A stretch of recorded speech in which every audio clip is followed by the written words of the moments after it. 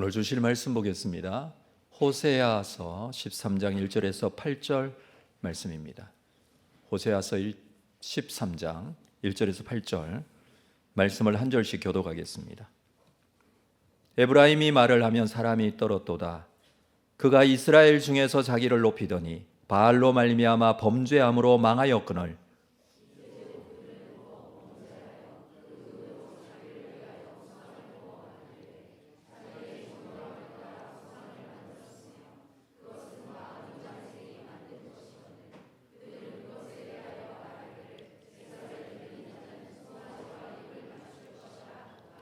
이러므로 그들은 아침 구름 같으며 쉬 사라지는 이슬 같으며 타작마당에서 광풍에 날리는 쭉정이 같으며 굴뚝에서 나가는 연기 같으리라.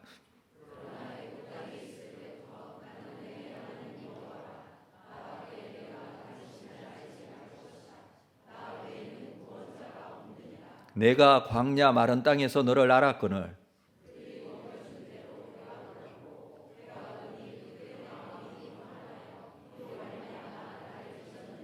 그러므로 내가 그들에게 사자 같고 길가에서 기다리는 표범 같으니라.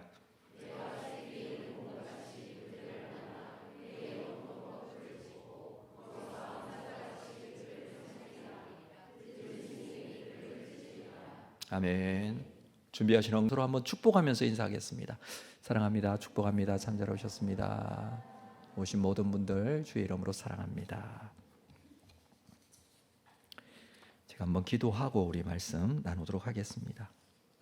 하나님 아버지, 주의 복음의 역사는 앞으로 계속 이루어지고 진행될 것인데 우리 속에 담겨진 하나님의 복음 다시 한번 확인하고 우리가 복음의 삶을 살기를 원합니다.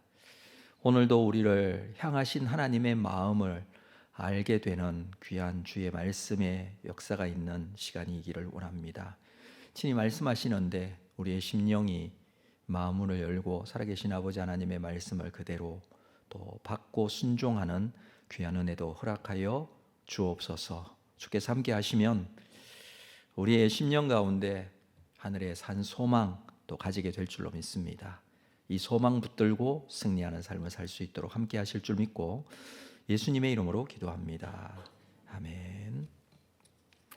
오늘 말씀은 호세아 13장 말씀 나누도록 하겠습니다. 특별히 전반부에 있는 1절에서 8절 말씀 나누도록 하겠는데, 이 말씀은 우리 지난주에 나눈 12장의 말씀 좀 생각해야 합니다.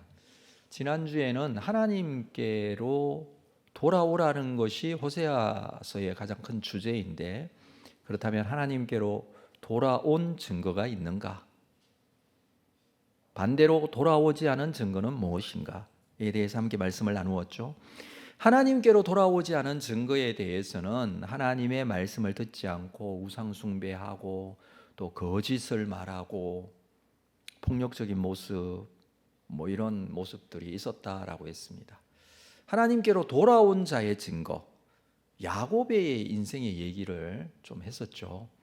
야곱의 삶의 모습을 보면서 자기의 모든 문제를 가지고 하나님께 나아가게 되었던 야곱, 그 모습, 그러기 위해서는 하나님이 어떤 분이신지를 알아야 된다라는 말씀을 함께 나누었습니다. 그러면서 결론적으로 12장 6절에서 그런즉 너희 하나님께로 돌아와서 인애와 정의를 지키며 항상 너희 하나님을 바랄지라. 하나님께로 돌아온 자, 인애와 정의를 지키고 하나님을 바라보는 자, 이것이 결론의 말씀이었습니다. 자, 이 말씀을 나누었는데 여러분 한 주 동안 어떻게 그 말씀을 생각하며 사셨습니까? 돌아온 자의 모습으로 사셨나요? 아니면 여전히 돌아오지 않은 자의 모습으로 사셨나요? 오늘 13장에서는 아직도 돌아오지 않은 자의 모습에 대한 심판의 말씀을 말씀하고 있습니다. 그래서 13장은요 온통 심판에 대한 이야기입니다. 이 말씀이 길어서 이제 8절까지 오늘 말씀을 나누고 다음 주에 나머지 뒷부분을 나눌 텐데요. 하나님께로 돌아오지 않은 자는 심판을 받을 수밖에 없다라는 말씀이죠. 돌아오지 않은 자에게 주어질 종말은 심판이라는 것입니다. 자, 1절 말씀 볼까요? 1절 같이 읽도록 하겠습니다. 시작. 에브라임이 말을 하면 사람들이 떨었도다. 그가 이스라엘 중에서 자기를 높이더니 바알로 말미암아 범죄함으로 망하였거늘. 망했다라는 것은 이스라엘이 멸망했다라는 그런 의미인데, 먼저는 에브라임이 말을 하면 사람들이 떨었도다. 에브라임 북이스라엘을 말한다고 그랬습니다. 에브라임이 사람들에게 말을 하면 떨고 이스라엘 중에서 자기를 높였다. 높아지는 것 사람들이 좋아하죠. 또는 내가 말만 하면 사람들이 떨게 되는 거 좋아하죠. 나도 그런 삶을 살고 싶어 하죠. 에브라임이 이렇게 되었다라는 것인데, 정확한 의미를 좀 보도록 하겠습니다. 이 솔로몬 왕 이후에 그 아들 르호보암 왕 때에 나라가 둘로 나눠지게 되었다라고 했습니다.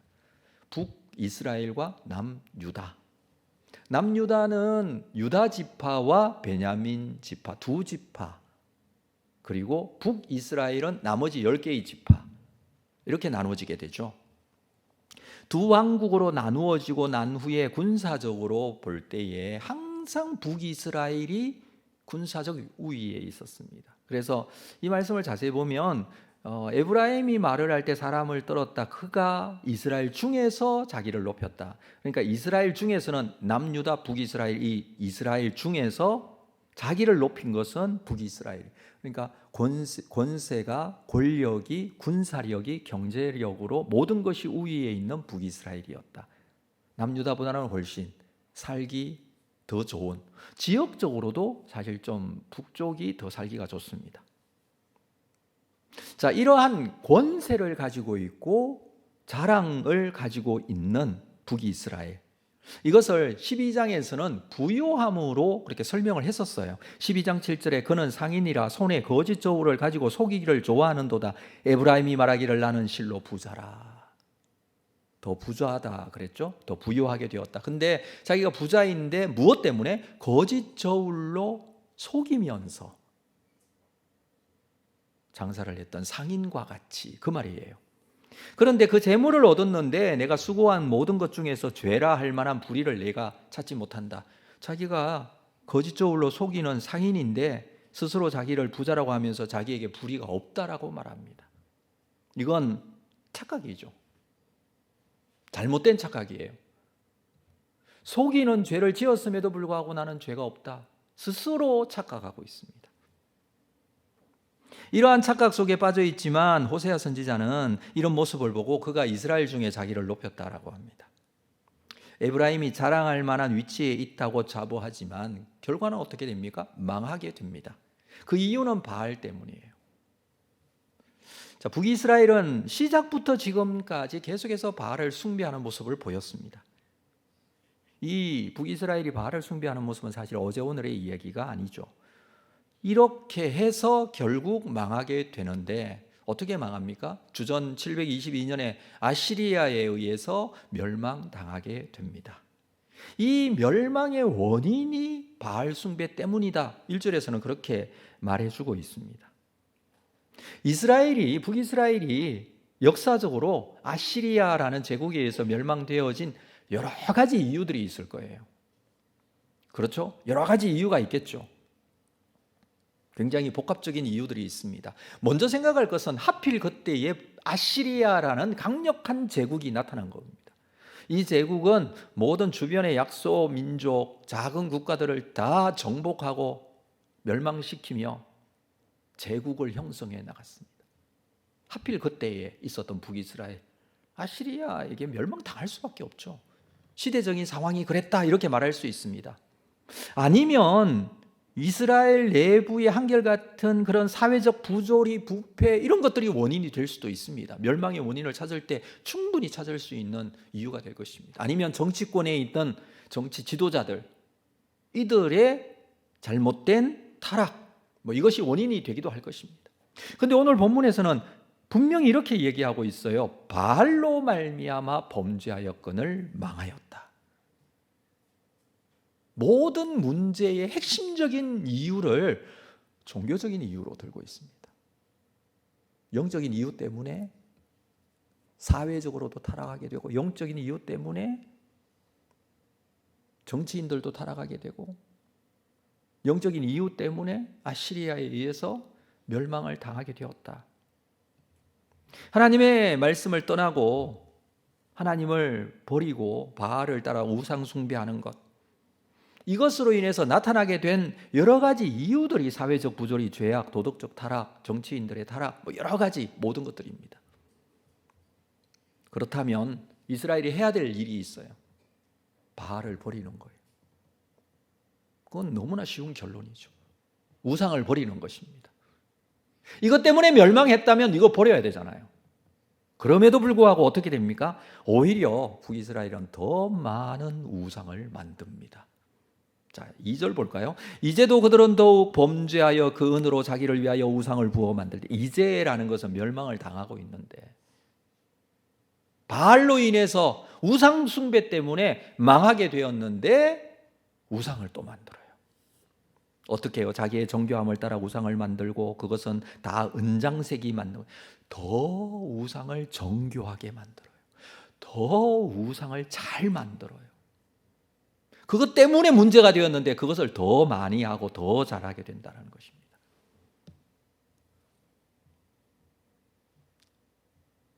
우상 숭배는 마약 중독과 같습니다. 한번 시작하면 끊기가 어렵습니다. 아닌 걸 알면서도 계속합니다.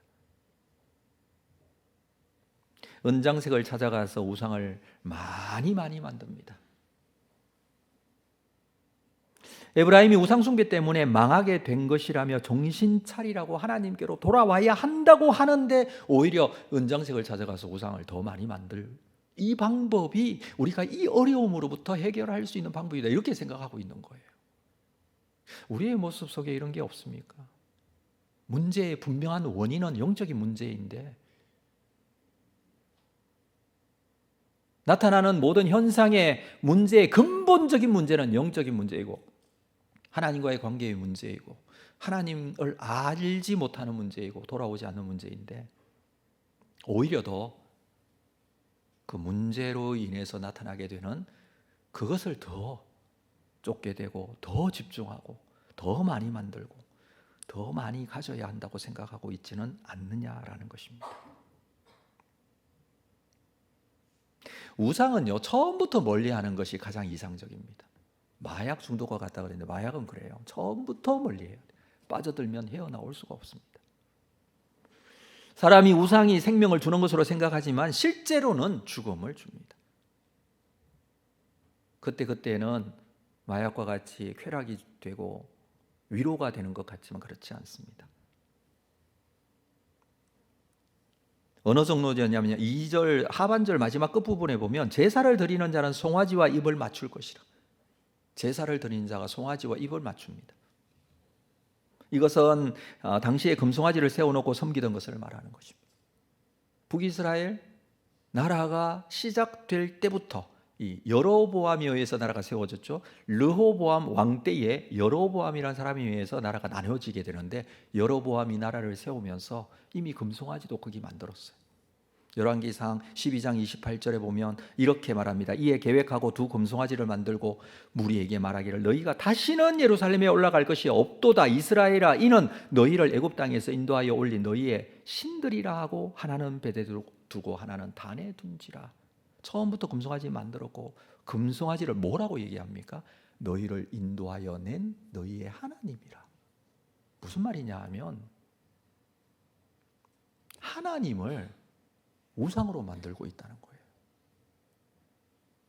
하나님을 떠나 우상을 따라갔다고 하는데, 이것이 뭐냐 하면 하나님을 우상으로 만들고 있습니다. 이게 하나님이다. 그게 금송아지. 이게 하나님인 줄 알고. 여러분, 정말 우리가 하나님에 대해서 모르면요, 우상이 하나님인 줄 알아요. 하나님에 대해서 모르기 때문에 그래요. 정말 그런가? 정말 우리가 하나님을 믿는다고 하면서 세상을 믿고, 하나님을 믿는다고 하면서 돈을 믿고, 하나님을 믿는다고 하면서 건강이나 나 자신을 믿는 건 아닌가라는 거예요. 자꾸 하나님을 우상화하는 게 우상 숭배의 가장 근본적인 문제예요. 우상 숭배의 결과는 어떻습니까? 너무나 분명합니다. 우상을 따라가면 망하게 되죠. 그게 여기서 아주 담백하게 간단하게 얘기합니다. 바알 때문에 망하게 되었다. 망해서 사라집니다. 자, 3절 볼까요? 이러므로 그들은 아침 구름 같으며 쉬 사라지는 이슬 같으며 타작마당에 광풍에 날리는 쭉정이 같으며 굴뚝에서 나가는 연기 같다. 망하는 것이 쉽게 사라져 없어진다. 아주 쉽게 사라지는 것 4가지를 비유로 지금 설명을 하고 있어요. 호세아서에는 비유가 굉장히 많이 나온다 그랬죠. 지금 비유를 계속해서 말씀하는데 여기도 4가지 비유. 이 4라는 숫자 자체가요, 세상에서는 이 땅에서 동서남북을 의미한다고 하지만 이 세상에서는 완결을 의미해요. 완전함. 사방이 막혔다 할 때 다 막혔다라는 얘기를 하잖아요. 그래서 4가지를 예를 드는 것은 모두 다 확실하게 그렇다, 그 의미로 말하는 것입니다. 4가지가 무엇입니까? 너무 쉽게 사라지는 것들을 다 들고 있어요. 첫 번째, 그들은 아침 구름 같다. 정확하게 말하면 아침 안개 같다라고 해야 되죠. 여러분, 안개가 아침에 굉장히 짙게 끼지만 해가 뜨고 온도가 올라가면서 쉽게 사라지죠. 없어지잖아요. 정말 안개가 이렇게 끼어 있을 때는 앞이 보이지 않지만 그게 실체가 아니었어요. 조금 있다가 없어지는 것들이에요. 두 번째는 쉬 사라지는 이슬 같다. 이슬이 맺히지만 해가 뜨고 온도가 올라가면 쉽게 없어져 버려요. 있었던 것인가? 라고 생각할 정도로. 세 번째는 타작마당에서 광풍에 날리는 쭉정이 같다라고 합니다. 추수를 할 때, 곡식을 타작할 때 쭉정이와 알곡을 무엇으로 가려냅니까? 바람으로. 광풍이라 했는데, 이러한 바람에도 그냥 알곡이 떨어지면 알곡이고 날아가면 쭉정이고 그냥 같이 있을 때는 잘 모르고, 타작할 때 하는 방법입니다. 넷째, 굴뚝에서 나는 연기. 굴뚝에서 나오는 연기도 사라지는 것 너무나 쉽게 사라지죠. 요즘 굴뚝이 잘 안 보이지만 여러분, 이 굴뚝이 집 뒤에다가 이렇게 만들어 놓고 연기가 이렇게 피어오르죠. 근데 그 연기가 계속해서 올라가지 않잖아요. 어느 순간은 없어지잖아요. 계속 나오기는 나오는데 없어지잖아요. 그 모습을 상상하시면 될 것 같아요. 북이스라엘의 종말이 순식간에 이렇게 임할 것을 말씀하는데, 저는 이렇게 생각했어요. 이러한 4가지 모습은 어떤 모습과 같으냐 하면 믿음이 없는 모습이라고 생각해요. 믿음이 없으면 이렇게 되는 것과 같아요. 믿음이 없으면 사라져요. 믿음이 아침 구름, 아침 안개 같다면 금세 없어지죠. 믿음이 쉬 사라지는 이슬 같다면 금방 없어지죠. 믿음이 타작마당에 있는 쭉정이 같다면, 믿음이 굴뚝에서 나오는 연기 같다면 너무나 쉽게 사라집니다. 여러분, 믿음은 이렇게 사라지는 것이 아니에요. 믿음의 사람이 되십시오. 쉽게 사라지는 사람이 되지 마시라는 거예요. 어느 순간에 사라지는 사람들이 있어요. 제가 학교 다닐 때 별명이 바람과 함께 사라지다였어요.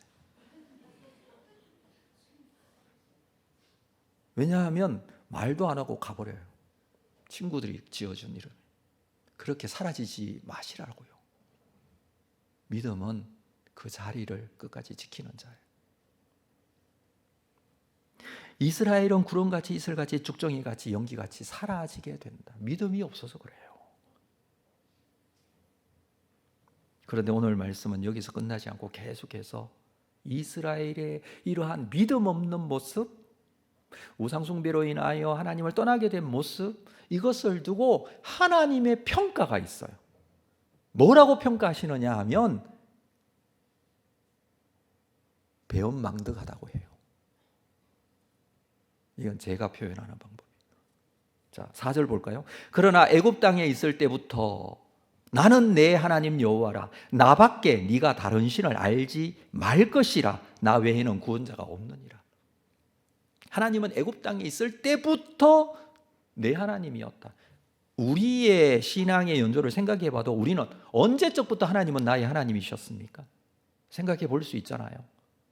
오늘부터 아니잖아요. 이전부터였잖아요. 그때가 언제입니까? 이스라엘의 입장에서 볼 때는 이스라엘은 하나님께서 민족적으로 볼 때는 애굽에서부터라고 말씀하시는 거예요. 개인적으로 볼 때는 그 이전에 믿음의 조상이었던 아브라함, 이삭, 야곱, 요셉 이런 믿음의 선조들이 있었지만 그건 개인적으로 그들의 하나님이었다라고 고백할 수 있지만 민족적으로 볼 때 이스라엘의 하나님은 애굽에 있을 때부터예요. 근데 애굽에 있을 때 이스라엘의 모습은 노예였어요. 근데 그때부터 하나님께서 그들을 찾아가셨고 그들을 구원하셨어요. 그들을 구원하시고 그들을 이끄셨습니다. 그래서 십계명에서 제일 먼저 그들을 시내산에 데리고 오셔서 십계명을 제일 먼저 말씀하시면서 이렇게 말씀하세요. 출애굽기 20장 2절에 나는 너를 애굽 땅 종되었던 집에서 인도하여 낸 내 하나님 여호와니라. 하나님에 대해서 먼저 말씀하세요. 나는 너를 구원한 하나님이다. 3절 그래서 너는 나 외에 다른 신을 내게 두지 말라. 우상 숭배하지 말라고 말씀하시죠. 이스라엘에게 있어서 하나님 이외에 다른 신은 없습니다. 아니 있을 수가 없어요. 그래서 나 외에 구원자가 없다라고 말씀하십니다. 있을 수가 없죠. 하나님 이외에 다른 구원자가 있습니까? 우리에게도 마찬가지 아닙니까? 그런데 4절에 자세히 보면 나 밖에 네가 다른 신을 알지 말 것이라. 네가 다른 신을 알지 말라라고 합니다. 호세아서에서는 하나님을 아는 것에 대해서 계속 강조하고 있습니다. 이스라엘이 죄 가운데 있게 된 이유는 하나님을 알지 못하는 데 있다. 그래서 하나님을 알아야 된다라고 말하죠. 그런데 여기서는 네가 여호와 하나님 이외에 다른 신을 알지 말라. 이스라엘이 어떻게 했다는 거예요? 다른 신을 자꾸 알려고, 다른 신을 찾아가려고 했다라는 것입니다. 하나님은 5절에 내가 광야 마른 땅에서 너를 알았다. 애굽의 노예로 있던 그들을 구원해 내어서 그들을 광야에서 인도하셨어요. 그래서 광야에서도 알았다라고 말씀하시는 것입니다. 광야에서 그 마른 땅에서 하나님이셨어요. 이스라엘 백성들은 광야 생활을 그렇게 하면서 정말 어려움과 고통 속에 광야 생활을 했을 거예요. 그런데 거기에서 하나님이 함께 하시면서 그들에게 먹을 거, 마실 거, 입을 거 공급해 주시면서 그곳이 정말 마른 광야 땅이었지만 그것을 그렇게 고통스럽고 힘들지 않게 하시면서 그들을 구원하셨죠. 그럴 때에 가나안으로 가는 이 광야의 길이 그들에게는 그저 고통과 힘든 시간들만은 아니었어요. 하나님이 함께 하시는 시간이었어요. 어떻게 해요? 6절 그들이 먹여준 대로 배가 불렀고 하나님이 다 먹여주셨어요. 배가 부르니 그들의 마음이 교만하여 이로 말미암아 나를 잊었느니라. 배불리 먹고도 하나님께서 먹여주신 거 기억하지 않고 마음이 교만하게 되었다라고 합니다. 그렇게 먹이시고 입히시고 함께 하셨는데 그러면 하나님께 감사하고 하나님께 예배하고 살아야 되는데 그렇지 못했다라는 것을 말하는 것이죠. 마지막에 보면 나를 잊었느니라. 하나님께서 이 말씀을 하고 계시는데 저는 이 말씀을 보면서 하나님의 마음에 너무 서운하셨겠다라는 생각이 들었어요. 그런데 나를 잊었느니라. 한마디로 배은망덕하다라는 생각이 되었다라는 것이죠. 이 배은망덕한 모습이 오늘날 우리에게서도 발견되지 않습니까? 은혜를 배신하고 덕을 잊어버린다. 이게 배은망덕인데 어려울 때 하나님께 매달리고 기도하면서 함께 해주실 것을 기대하다가 하나님께서 복 주셔서 하나님이 함께 하셔서 형편이 풀리게 되고 하나님께 감사하는 삶을 살아야 되는데 여러 가지로 감사하며 하나님께 영광을 돌려드려야 되는데 오히려 하나님을 배신하고 어떨 때는 바람과 함께 사라지게 되고 하나님이 함께 하셨어가 아니라 자신이 열심히 해서 그래서 상황이 좋아진 것이라고 생각을 하기도 한다는 것입니다. 이게 교만이에요. 그래서 배은망덕이라고 말한 거예요. 6절 하반절에 보면 배가 부르니 그들의 마음이 교만하여 이로 말미암아 나를. 교만하게 되면요 하나님을 잊습니다. 겸손하다는 것은 하나님을 기억하고 있다는 것이고 겸손하다는 것은 하나님을 기억하고 하나님께 감사하는 것을 말하는 거예요. 감사가 사라지게 되고 마음이 높아지게 되면, 교만하게 되면 그들의 배가 부르고 먹을 것이 나 자신, 내가 가지게 되는, 내가 열심히 살게 되는 것 때문에 내가 지금 오늘 내 모습이 있다라고 생각하게 되는 것이죠. 하나님이 기억되지 않습니다. 이러한 이스라엘의 배은망덕한 모습에 화가 난 하나님, 이스라엘을 심판하실 것에 대해서 말씀하신다고 그랬죠. 그 모습이 7절 8절에서 기록하고 있습니다. 그러므로 내가 그들에게 사자 같고 길가에서 기다리는 표범 같고, 8절 내가 새끼 잃은 곰같이 그들을 만나 그의 염통 끝풀을 찢고 거기서 암사자 같이 그들을 삼키리라. 들짐승이 그들을 찢으리라. 여기서도 네 종류의 짐승을 가지고 비유로 설명하고 있어요.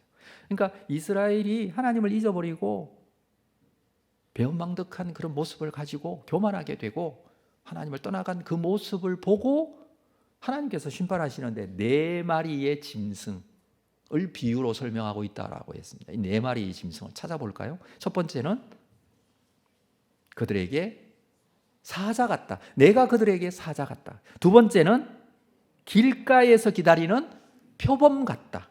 세 번째는 새끼 잃은 곰, 어미곰.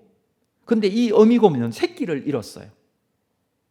이 곰은 그들을 만나 그의 염통 끝풀을 찢고 암사자같이 그들을 삼킨다.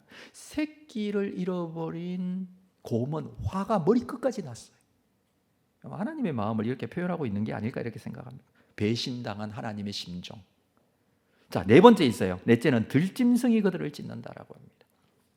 자, 그렇다면 여러분 네 마리의 짐승, 네 종류의 짐승을 예를 들어서 하나님의 심판에 대해서 이렇게 말씀하고 있는데 여기에 숨겨진 비유가 있습니다.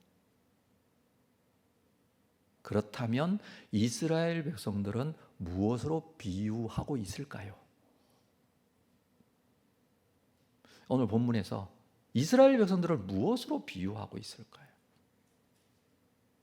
참 어려운 질문 같죠? 근데 생각해보면 굉장히 쉬운 질문이에요. 제가 답을 드릴게요. 그래서 쉽습니다. 자, 이스라엘은 무엇으로 비유하고 있냐면 양으로 비유하고 있어요. 그동안 하나님께서는요, 이스라엘의 목자가 되셨어요. 그리고 그들을 보호하셨어요. 무엇으로부터? 사자로부터, 표범으로부터, 곰으로부터, 들짐승으로부터. 양이 된 백성들을 목자가 된 하나님께서 그들을 지키시고 보호하시고 함께 하셨어요. 그런데 양이 된 이스라엘은 목자 되신 하나님을 어떻게 해요? 배신해요. 배은망덕해요. 배부르게 되니 자기 능력이라고 생각한 거예요. 잘 살게 되니 자기 때문이라고 생각한 거예요. 여러분, 양은요, 목자를 분명히 알아봅니다. 양들이 이제 양을 치는 목자들이 같이 이렇게 만날 때도 있고 모일 때도 있다고 그래요. 그래서 양들을 이 목자도 데리고 오고 이 목자도 데리고 저 목자도 막 데리고 와서 양들이 막 같이 있는데 그거 어떻게 구분해내요? 구분해낸대요. 어떻게 구분하는지 아세요? 목자가 자기 양들을 부르면 그 목자를 다 따라간대요. 다른 목자 절대로 따라가지 않아요. 그래서 양은요, 목자의 음성을 분명히 알아요. 자기 목자의 음성을. 그래서 섞여도 걱정을 하지 않는데요. 근데 이스라엘은요, 자기 목자의 목소리를 몰라요. 하나님을 알지 못하고 하나님을 따르지 않고 하나님께 감사하지 못해요. 그들의 마음 속에 무엇이 자리를 잡았냐면 교만이 자리를 잡은 거예요. 하나님께서 그동안 보호하시고 인도하시고 붙들고 계시다가 그들이 교만해지고 하나님을 떠나게 되고 우상을 따라가게 되고 하나님께 더 이상 감사하지 않고 예배하지 않고 그랬을 때에 하나님께서 어떻게 하신다고요? 심판하시는데 그 심판이 하나님이 막 사자가 되고 표범이 되고 곰이 되어서 그들을 찢고 막 아프게 하고 힘들게 하는 게 아니라 하나님은 어떻게 심판하시느냐 하면 내버려 두세요. 그걸 뭐라고 하느냐면 육이라고 해요. 우리는 하나님 앞에 하나님 나를 왜 이렇게 힘들게 하세요 하면서 막 그렇게 항변할 때가 있죠. 왜 하나님 나를 이렇게 태어나게 하셨어요? 막 이렇게 막 원망할 때도 있어요. 하나님이 그렇게 하신 것처럼 여길 때가 있죠. 반드시 그렇게 되어지기 때문에. 근데 하나님의 심판은요, 하나님은 선하신 분이세요. 하나님 우리를 사랑하시는 분이세요. 근데 끝까지 이스라엘 백성들처럼 하나님을 거부하고 하나님을 떠나면 어떻게 하십니까? 그냥 두세요. 그러면 하나님이 더 이상 보호하시지 않고 지키지 않고 하나님이 함께 하시지 않고 하나님이 울타리가 되어주지 않으면 이 양들은 어떻게 해요? 외부로부터 공격을 받을 수밖에 없는 거예요. 우리의 인생이 그래요. 그 모습을 지금 하나님이 심판하시는 모습으로 평가하고 있는 거예요. 하나님이 꼭 그들을 보낸 것 같이 그렇게 표현하고 있는 거예요. 아니요. 하나님이 보호하시지 않으면 우리는 살 수 없는 존재예요. 양 같은 존재예요. 우리가 분명히 알아야 될 것은 우리의 본래의 모습입니다. 이스라엘은 본래 애굽에 노예되었던 자들이었어요. 우리는 본래 어떤 자들이었습니까? 죄인된 자들이. 이사야 53장 6절에 우리는 다 양 같아서 그릇 행하여 각기 제 길로 갔거늘. 각기 제 길로 가던 자들이 다 양 같은 자들 아닙니까? 그런데 여호와께서 우리 모두의 죄악을 그에게 담당시키셨도다. 죽을 소망밖에 없는 우리를 위하여 모든 죄를 담당하시고 우리를 살려주신 분이. 그래서 하나님이 이외에는 구원자가 없다고 말씀하신 겁니다. 우리가 살 수 있는 방법은 살아계신 하나님께서 나와 함께 하심에 대한 확실한 믿음을 가지는 것이에요. 그게 하나님에 대해서 아는 거예요. 어떤 하나님이십니까? 하나님 잘 모르겠다고요? 아니요. 하나님은 우리를 사랑하시는 분이고 우리를 구원하신 분이라는 사실을 아는 게 하나님에 대해서 아는 거예요. 이것을 인정하지 못하고 이것을 깨닫지 못하고 이것에 대해서 감사하지 못하고 자기 자신 때문이라고 하는 거, 자기가 잘난 것인 줄 아는 거, 혹은 다른 어떤 우상을 따라가는, 이게 인간의 본성이에요. 이게 우리의 본래의 모습이에요. 그 모습을 깨닫고 그게 아니고 하나님께서 나를 사랑하시고 계시고 나를 붙들고 계심에 대한 확신과 믿음을 가지고 하나님께로 돌아오는 것이 구원의 역사다라고 할 수 있습니다. 이 복음 앞에, 이 사실 앞에 우리는 자신을 낮출 줄 알아야 됩니다. 겸손해질 줄 알아야 돼요. 겸손한 자가, 하나님 앞에 겸손한 자가 하는 게 무엇입니까? 하나님께 예배하는 거예요. 무슨 예배요? 감사의 예배예요. 겸손하게 하나님의 은혜에 감사할 줄 알아야 돼요. 배은망덕해서는 안 돼요. 이것이 우리에게 있는 진정한 회복이고 은혜입니다. 우리가 말씀을 따라, 호세아 선지자가 주신 이 말씀을 따라가면 갈수록 우리는 우리의 모습이 잘 보여지는 것 같습니다. 우리 속에 역사되어지는 하나님의 은혜가 얼마나 크며 그 은혜의 역사로 지금까지 살아왔으며 또 앞으로도 살게 될 것입니다. 구원자는 하나님밖에 없으며 하나님만이 우리의 유일한 소망이 되심을 우리가 다시 한번 확신하고 믿음 가운데 서야 될 것입니다. 받은 바 그 은혜에 대해서 함께 나눌 줄 알고 또 감사하며 예배할 줄 아는 믿음의 사람으로 서는 것이 우리에게 필요합니다. 하나님은 우리를 사랑하시고 오늘도 꼭 붙잡아 주시고 인도해 가시는 분이십니다.